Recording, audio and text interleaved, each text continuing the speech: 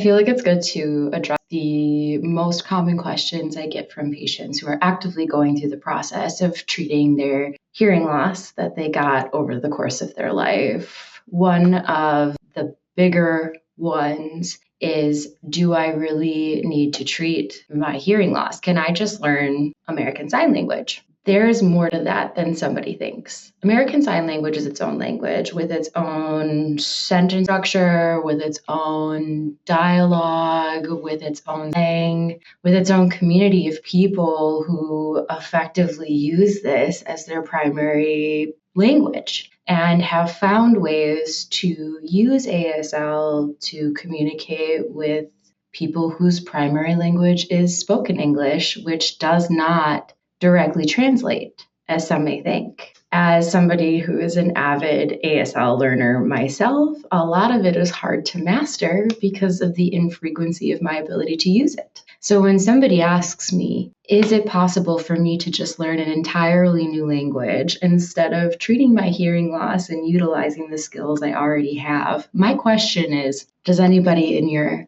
world sign? Because not only are you primarily spoken for communication, which is the way most of my patients have been for their entire lives, there's also a solid chance that most of the family members around them are also primarily using spoken language as well. And so when we have hearing loss, there's a huge risk of depression from social isolation, from the inability to maintain conversation without it taking a lot of extra effort and energy. There's a predisposition for isolating yourself just because of how exhausting it is. If we choose, instead of treating the loss with hearing aids and supporting our current method of communication, instead we pivot to a brand new language, most of the time we are not getting rid of the isolation in that sense. Because now, unless somebody is going to learn a language to communicate with you effectively, you are now isolated in a different way. That is not to be said for folks who are in deaf culture.